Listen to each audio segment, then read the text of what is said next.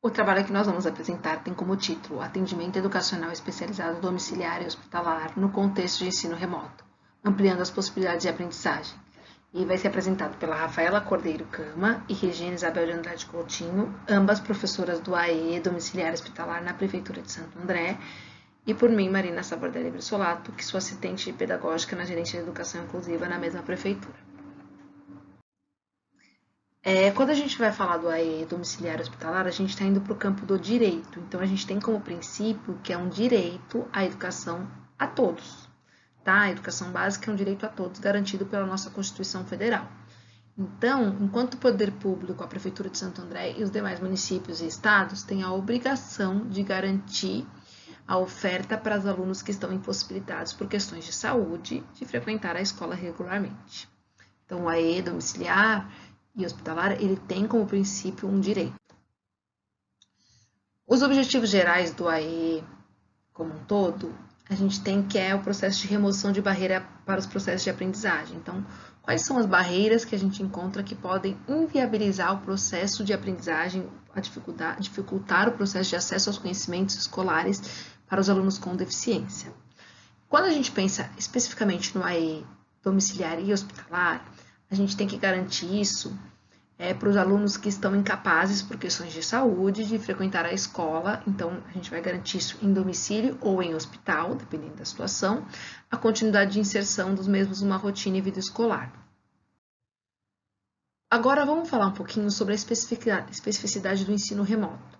O que acontece? Com a pandemia Covid-19, que todo mundo acho que está por dentro, né, que a gente ainda está vivendo esse momento de pandemia, a gente teve que repensar um pouquinho os nossos objetivos específicos para o AE domiciliar hospitalar, já que agora as professoras não fariam mais essa mediação direta com os alunos, e sim teriam que pensar no modelo de ensino remoto. Então, quais seriam os objetivos? Manter o vínculo com essa família e com as crianças que são atendidas pelo AE domiciliar hospitalar. Tentar estabelecer esse vínculo, principalmente com essas crianças, não perder isso. Pensar em situações de aprendizagem e desenvolvimento a partir das possibilidades da família e da sua rotina. Então, como que é a rotina da família e quais são as propostas que eu posso elaborar pensando nessas especificidades da família e do aluno também. E, principalmente, a possibilidade de continuação desse processo de eliminação de barreiras em parceria com o ensino regular, mesmo no formato remoto. E como que a gente foi organizar esse trabalho do AE domiciliar hospitalar nesse contexto remoto? Então, conversa com as famílias para ajustar a periodicidade das propostas. Então, qual é a melhor periodicidade para aquela rotina familiar? É 1, 2 vezes por semana? É uma vez a cada 15 dias? A gente tem que considerar muitas essas particularidades. Porque quando era no momento presencial, que a professora ia até as casas e hospitais, esse atendimento tinha uma periodicidade diferente. Era 2 vezes por semana, com atendimentos por volta de 2 horas. Mas agora, nesse formato, a gente tem que considerar muitas especificidades de cada família. Planejamento de propostas possíveis, né, com essa realidade da família e do aluno. Disponibilidade de materiais específicos para que as propostas possam acontecer quando necessário. Então, a gente fez muitos jogos, confecções de materiais e coisas que a gente teve que disponibilizar para eles que ficassem na casa deles, que eles não tinham antes. E até materiais para algumas propostas. E, principalmente, a manutenção do contato com as famílias para acompanhar como que está esse formato, esse AE nesse ensino remoto.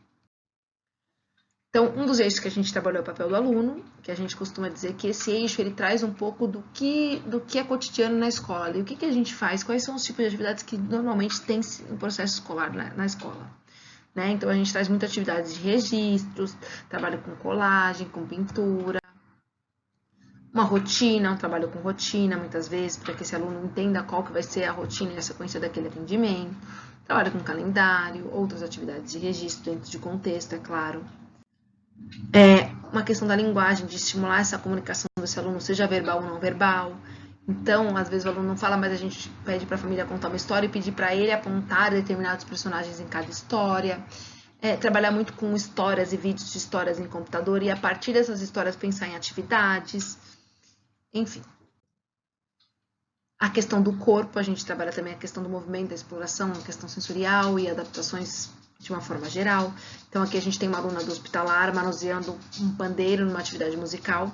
Essa aluna do hospitalar, ela está na UTI e ela já estava desde antes da pandemia, na verdade, desde quando o atendimento dela começou, ela está na UTI, já faz com a gente 4 anos na prefeitura. E antes as professoras iam e elas mesmas faziam a mediação. Agora elas têm que instrumentalizar a mãe para quando for visitar a filha fazer essa mediação. Então tem que ser pensado com muito carinho cada proposta. Aqui são algumas alunas e a família dela dançando na proposta da festa junina, na semana da festa junina. Aqui é um jogo que a gente disponibilizou para que esse aluno possa explorar a coordenação motora. Aqui é uma atividade com algodão e água de uma aluna e a mãe que está fazendo a mediação após ouvir uma história.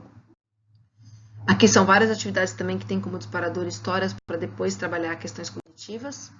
E como resultado, o que a gente tem nesse momento? A gente tem uma aproximação, acho que uma manutenção do vínculo, uma aproximação em parceria com as famílias. É necessário a gente destacar aqui que o objetivo da proposta é também instrumentalizar a pessoa que vai realizar, porque quem vai fazer a mediação não é mais a professora, então é alguém da família, então a gente tem que pensar muito nisso quando for elaborar a proposta. Considerar sempre as condições de saúde, econômico, social e o espaço quando a gente for pensar as propostas. Então, qual é a condição dessa família, qual é a rotina, quais são as particularidades na hora de pensar a proposta e, sobretudo, as questões emocionais do aluno e da família também como um todo. Essas são um pouco as nossas referências e muito obrigado!